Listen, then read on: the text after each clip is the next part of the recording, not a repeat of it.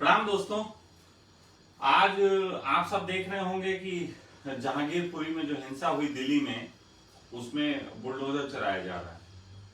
पहला मैसेज तो यही जा रहा होगा कि जो दंगाई हैं, जिन्होंने दंगा किया या जो मुस्लिम्स हैं, उन पे बुलडोजर चलाया जा रहा है। ये पहली नजर में यही बात आ रही होगी।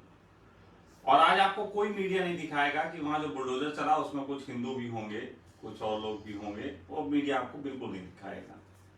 अब ये जो बुलडोजर चलाया जा रहा है, अब ये बड़ा टेक्निकली बात है।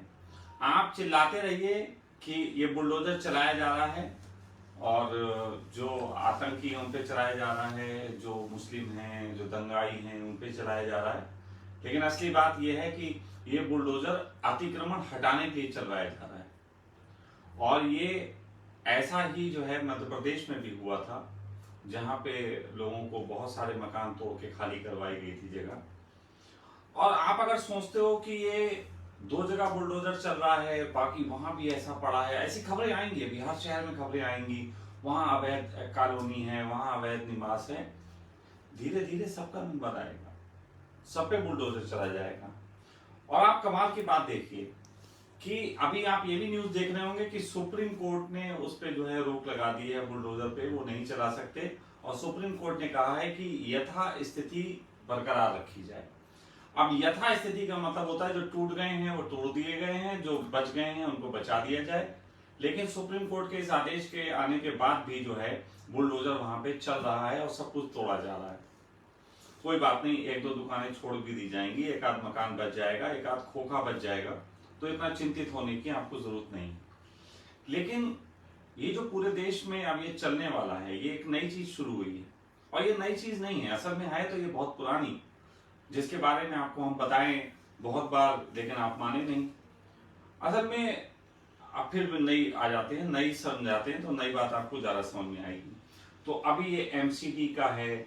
आपको मालूम है देश में बहुत बड़ा हिस्सा नगर पालिका का, इसको एमसीडी भी बोल सकते हैं, या फिर रेलवे का, या बहुत सारा ऐसी जमीन जो है खाली पड़ी हुई है।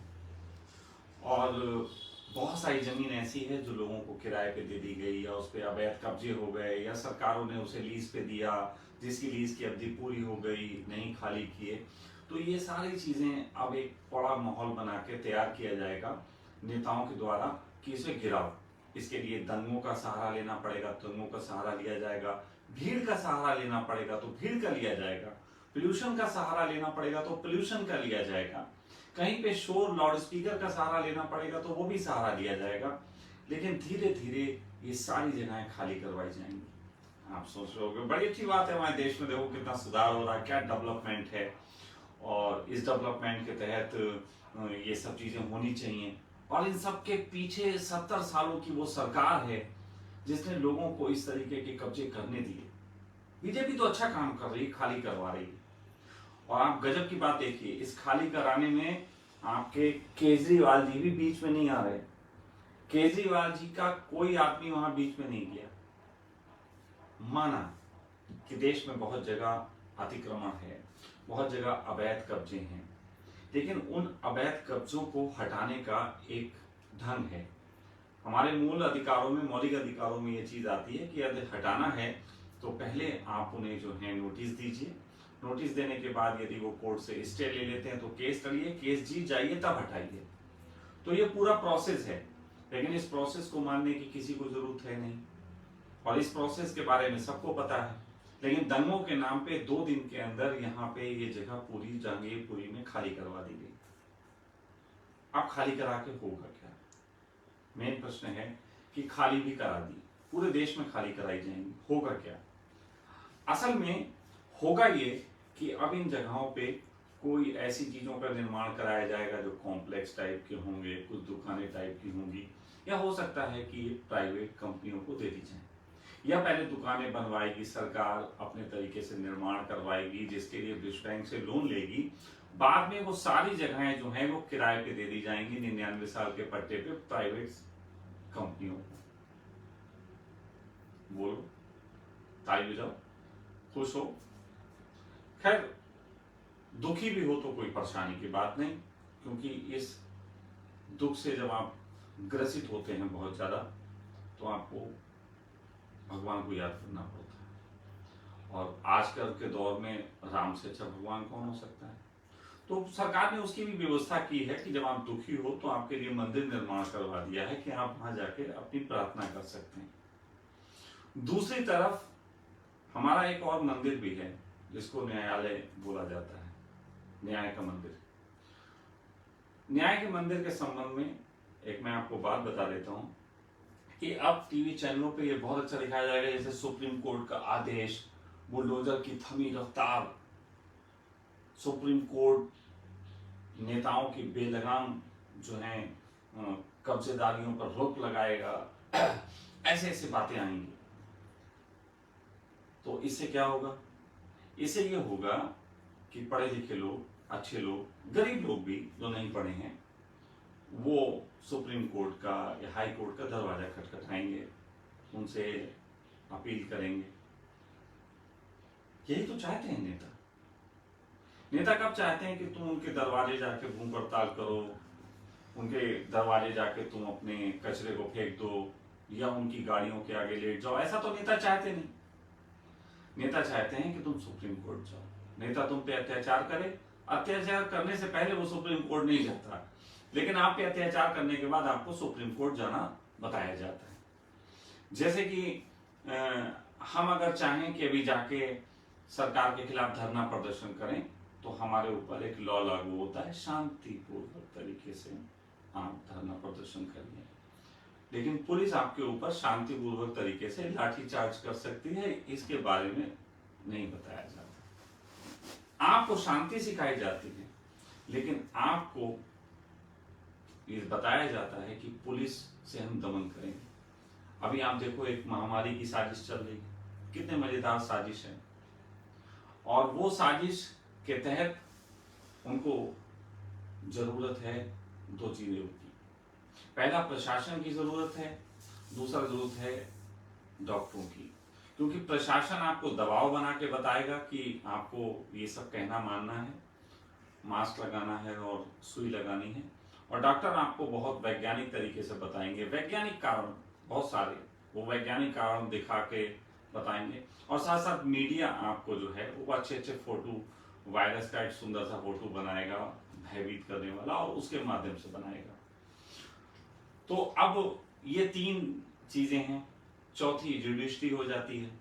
तो आपको अगर गौर करके देखो तो आने वाले हमारे जो सरकारें हैं वो दो तीन चीजों पे बहुत काम कर रही हैं। शिक्षा जो है आपको मुफ्त दी जाएगी। मुफ्त शिक्षा के साथ साथ जो शैक्षिक संस्थान हैं बड़े बड़े, उनके लिए आपको प्रवेश के लिए लोन लेना पड़ेगा, ऐसा मैंने आपको बताया था। दूसरी तरफ आपको स्वास्थ्य फ्री दिया जाएगा। कितना अच्छा लग रहा है सुनने में, स्वास्थ्य फ्री। 5 लाख रुपए तक का आपका स्वास्थ्य लाभ मिलेगा, आप कहीं भी ले सकते हैं। तो क्या आप सोचते हैं 5 लाख का पर्चा आपके ऊपर नहीं फटेगा? फटेगा। 5 लाख का पर्चा आपके ऊपर फटेगा इस मार्फत से कि सरकार उसका पेमेंट अपनी तरफ से करेगी डॉक्टरों को। अब जब डॉक्टरों की कमाई इतनी बड़ी खोली जा रही है, बड़े बड़े डॉक्टरों की, तो वो डॉक्टर क्यों नहीं समझाएंगे कि ये बीमारी खतरनाक है, आप इससे बचो। तीसरी तरफ ये मास्क और ये सब का चालान शुरू किया जाएगा। चालान शुरू करने का फायदा ये होता है कि चालान जब शुरू किया जाता है तो चालान करते हैं पुलिस वाले, और पुलिस वाले जो चालान करते हैं उससे उनकी बहुत बेहतरीन और बहुत बड़ी संख्या में कमाई होती है। और जब उनकी कमाई होती है तो वो लाठी बरसाने में प्रशासन को जो है लगना पड़ता है, नेताओं के लिए काम करना पड़ता है। और ऐसी जब न्यूज़ें होती हैं खतरनाक वाली, तो आप तनाव में होते हैं, और तनाव वाला व्यक्ति फिर न्यूज़ देखता है तनाव से बचने के लिए, जहां तनाव ही दिया जा रहा है। तो न्यूज़ चैनलों की कमाई होती है। न्यूज़ चैनलों की जब कमाई होती है तो न्यूज़ चैनल वाले भी उनकी ही न्यूज़ों को बढ़ाते हैं जिसमें ज़्यादा उपद्रव दिखाया जाए। तो कहने का मतलब यह है कि डॉक्टर बिके दूसरे ढंग से, न्यूज़ चैनल बिके छुपे ढंग से, आपका एडमिनिस्ट्रेशन जो है पुलिस विभाग बिका दूसरे ढंग से, शिक्षा विभाग जो आपको ज्ञान देगा और वो भी मकैले की शिक्षा देगा, वो वाला मकैले की शिक्षा आपको पढ़ाई जाएगी तो वो भी बिक गया, वो भी अपने तरीके की जो चाहेंगे पढ़ाएंगे बच्चों को, बच्चों को पढ़ाया जाएगा कि डॉक्टर देवता होते हैं, डॉक्टर देवता होते हैं और पुलिस हमारी रक्षा के लिए होती है। और साथ साथ ये जो होता है न्यूज़ चैनल ये सच बोलते हैं।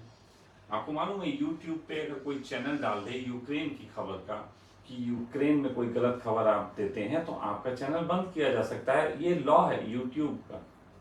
लेकिन आप देखते हैं कि आपको पता है कि परमाणु बम 24 घंटे के अंदर गिरने वाला है, ऐसी कितनी न्यूज कितने चैनलों पे आ चुकी है और कोई भी बंद नहीं की गई।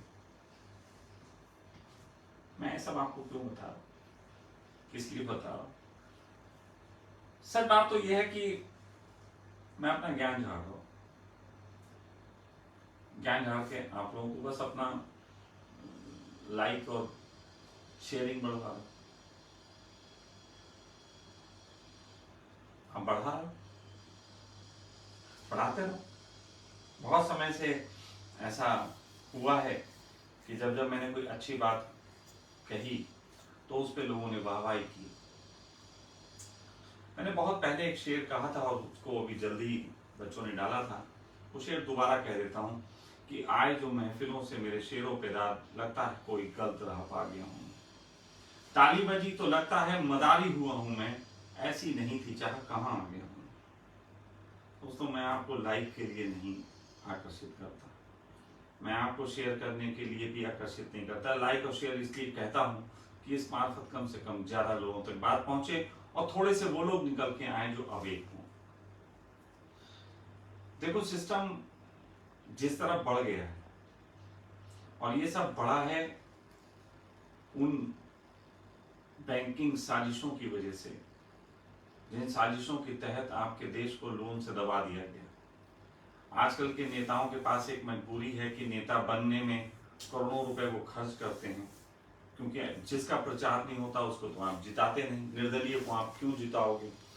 तो वो प्रचार करोड़ों रुपए खर्च करते हैं, फिर उसके बाद नेता बनते हैं। ये बात अलग है कि पार्टियों के ऊपर से सेटिंग है ईवीएम वगैरह की, वो हो जाती है। इसलिए अब आप कितना भी नीचे प्रचार करो, जब तक ईवीएम सेटिंग नहीं होगी, जो पार्टी देश अहित में काम जितना ज्यादा करेगी, साजिशों में जितना ज्यादा सहयोग करेगी, वही पार्टी जीतेगी ईवीएम से, यही तय है, ये मैं आपको बता देता हूं। तो कुल मिला के बात यह है कि नेता इतने पैसे खर्च करके बन जाते हैं। अब ये बात जो मैं कह रहा हूँ छुड़वाइए, नेताओं को नहीं पता होती, ये तो कोई मोटा भाई जैसा व्यक्ति होता है जो जानता है कि असली खेल क्या है। तो जो नेता बन के आते हैं, फिर आपने देखा मिनिस्टर कितने बनाए जाते हैं आजकल, आपने चीज नोटिस की, लगभग हर नेता मंत्री, लगभग हर नेता। तो आप सोचोगे भाई हमारे शहर का नेता मंत्री है, तो असल में मंत्री बनाए इसलिए जाते हैं क्योंकि जो मंत्री बनेंगे तो मंत्री शहर का विकास करेंगे, प्रदेश का विकास करेंगे। प्रदेश का विकास करने के लिए वो लोग कहेंगे कि पैसे की जरूरत है, तो सरकार कहेगी पैसा तो है नहीं, तो बोलेंगे फिर क्या करना है, तो बोलेंगे कि ऐसा करते हैं कि चलो लोन ले लेते हैं, विश्व बैंक से लोन ले लेते हैं। तो विश्व बैंक से जब लोन लेने जाते हैं तो विश्व बैंक कहता है यार आपने पहले लोन इतना ले रखा है, आपका देश का चुकता नहीं हो रहा, तो कहते हैं फिर क्या करें। तो विश्व बैंक कहती है कि हम जैसे बताएं वैसे करके तुम काम करोगे तो फिर हम तुम्हें लोन दे देंगे।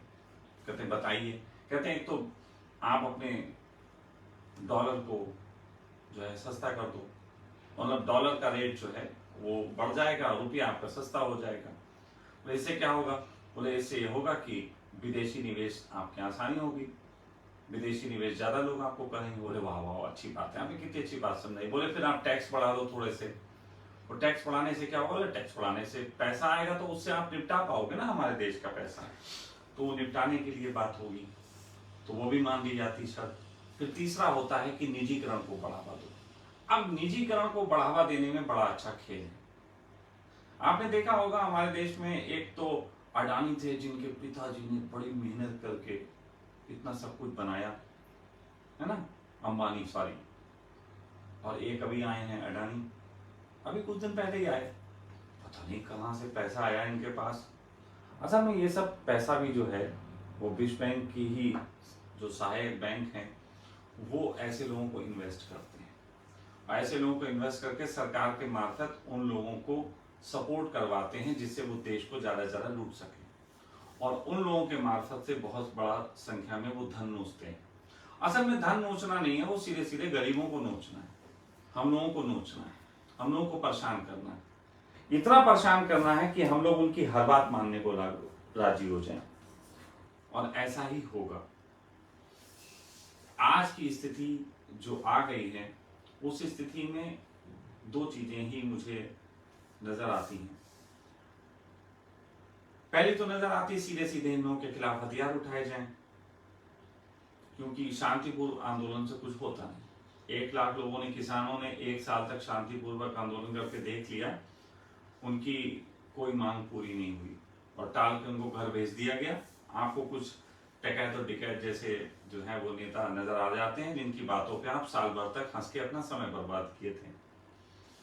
तो शांतिपूर्वक से कुछ होगा नहीं, तो उपद्रव करो, लेकिन मैं उपद्रव के बारे में बोलूंगा तो फिर मैं भी अंदर हो जाऊंगा, तो भाई उपद्रव मत करना, मैं उपद्रव की बिल्कुल सलाह नहीं दे रहा। दूसरा तरीका ये हो सकता है कि हम सब जो हैं अब चलो भाग चलें खेतों की ओर, कि अपना कोई जमीन खरीद लें और वहीं अपना रहें। ऐसा बहुत लोगों के विचार चल रहे हैं, मैं बहुत लोगों को ऐसे जानता हूँ, मित्र हैं मेरे, तो सोचते हैं 10-10, 20-20 बीघे जमीन कहीं लेके अपना घर बना के वहीं कम से कम सब्जी उब्जी बो सकेंगे, खा सकेंगे। ऐसी स्थितियों में फ्यूचर उनको अपना दिखाई देता है। तो अब ये 2 रास्ते दिखाई देते हैं। दूसरे रास्ते के संबंध में भी मैं श्योर नहीं कह सकता कि वो कितना सही है, क्या है। हाँ, इतना प्रयास मेरा चलता है कि 150 लोग जो हैं उनके एक रहने की व्यवस्था हो पाए, ऐसा एक छोटा सा सखा परिवार कहीं पे अब बनाया जाए। तो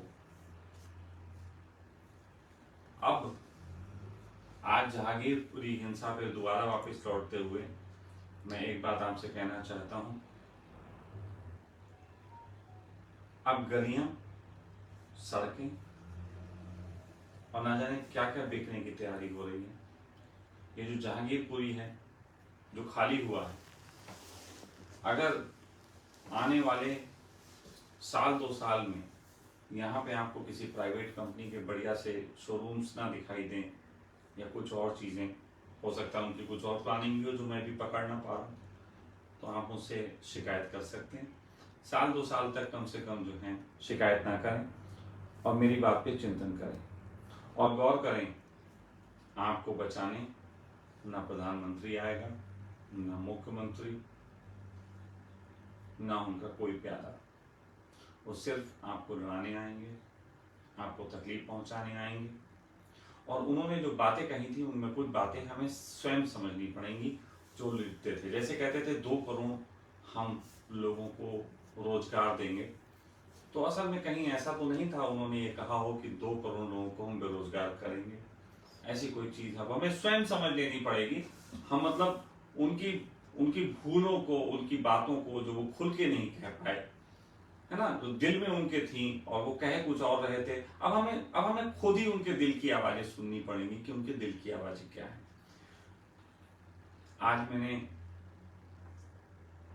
लाइव आने का फैसला किया आप लोगों के बीच, क्योंकि देख रहा था बहुत कुछ चल रहा है, तो रहा नहीं गया। सच बात तो यह है कि जैसी स्थितियां चल रही हैं, बहुत कोई इलाज नजर आता नहीं।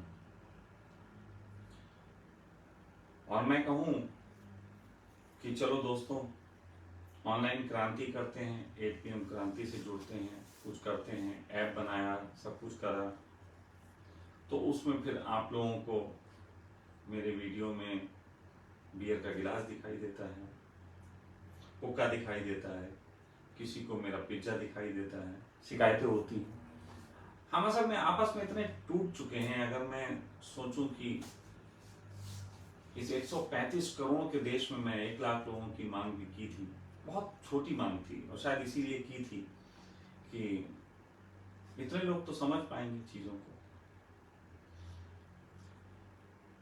लेकिन देखते हैं, अगर 1 लाख लोग इस चीजों को समझ पाए तो निश्चित ही मैं अपने तरीके का जो लड़ाई लड़ने की बात कही है उसको जारी रखूंगा और प्रयास कर रहा हूं।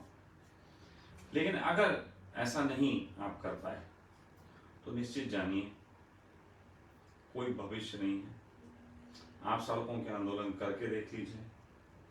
हाँ, सड़कों पे निकलने से वीडियो थोड़े ज़्यादा अच्छे जाते हैं, लेकिन आप करके देख लीजिए। कितने लोग सड़कों पर उतरना चाहते हैं, उतरें। आप 2-3 दिन का धरना प्रदर्शन जैसे हमने कर लिया था, तमाशागिरी, वो भी करके देख लीजिए।